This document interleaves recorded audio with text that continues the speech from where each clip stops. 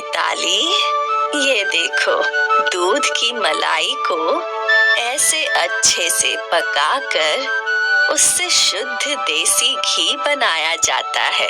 ठीक है दादी माँ। अचार बनाने के लिए ये बहुत जरूरी है कि हम आम को बहुत अच्छे से सुखाएं। क्यों दादी माँ? क्योंकि अगर आम में थोड़ी भी नमी रह गई तो मसाले मिलाने के बाद स्वाद अच्छा नहीं होता। ठीक है दादी माँ, मैं समझ गई। इसी तरह मिताली अपनी दादी माँ से कई चीजें बनाना सीखा करती थी। मिताली को खाना बनाना बहुत पसंद था। समय बीतता गया और अब मिताली एक बहुत खूबसूरत युवती बन चुकी थी।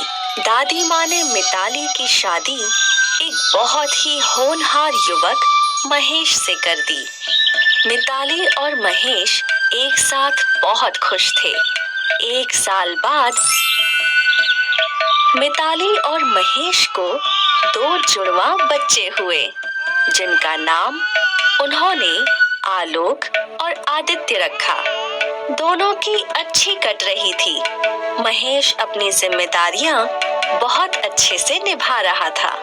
कुछ समय बाद मिताली की दादी माँ नहीं रही। उसने रो रो कर अपना बुरा हाल कर लिया था।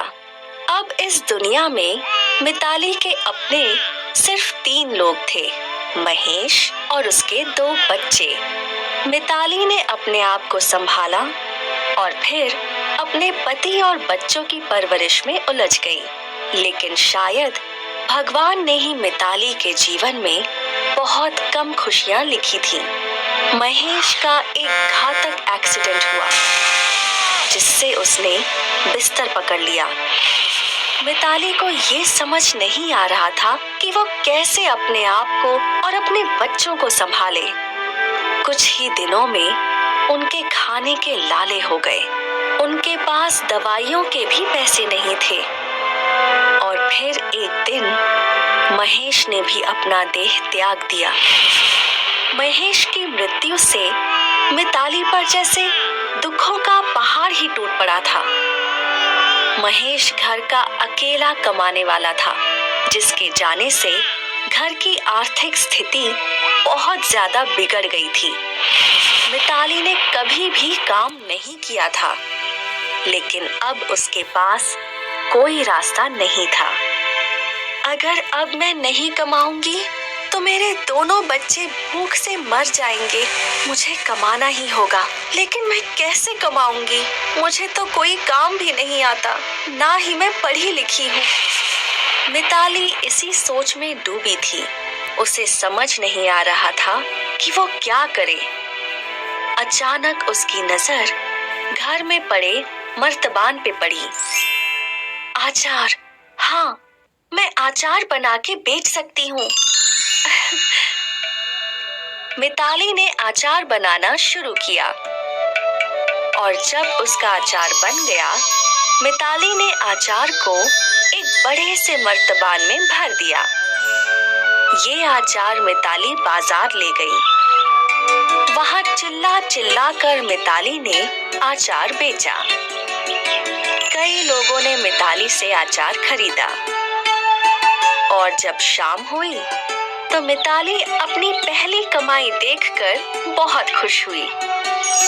उन पैसों से मिताली ने और आम खरीदे और अपने दोनों बच्चों के लिए कुछ खाने की चीजें भी। अगले दिन मिताली ने फिर आचार बनाया और फिर बाजार जाकर उसे बेचा। कुछ ही दिनों में मिताली का आचार पूरे शहर में चर्चा का विषय हो गया था और अब मिताली के आचार के लिए लोग कतार लगाया करते थे। मिताली खुश थी क्योंकि उसे जरूरत से ज्यादा पैसे मिल रहे थे और उसके दोनों बच्चों का पालन पोषण बहुत ही अच्छे तरीके से हो रहा था। कुछ वर्षों में मिताली के दोनों बेटे बड़े हो गए और अब वो दोनों बड़े स्कूल में पढ़ने जाया करते। मिताली ने अचार बना बनाकर एक बड़ा घर बना लिया था और अब मिताली ने बाजार में एक बड़ी दुकान भी खरीद ली थी। अब वो अचार के साथ साथ अन्य कई चीजें भी बेचा करती थी। मिताली ने अपनी सहायता के लिए कई औरतों को काम पर रखा।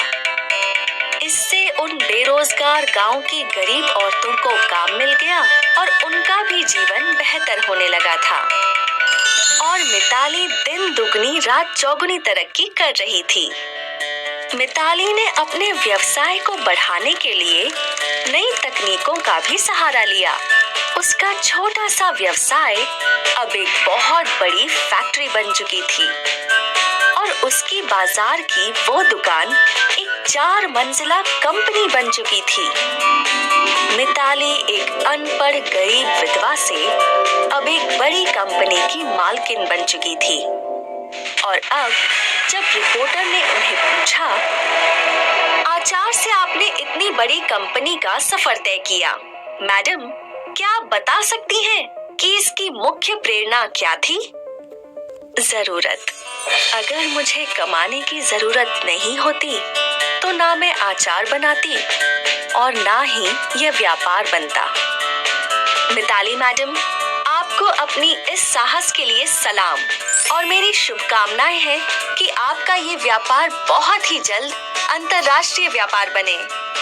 तो मैडम, आपकी इस पूरी कहानी की सीख ये है कि कामयाब बनने के लिए लगातार मेहनत करने की ही जरूरत है।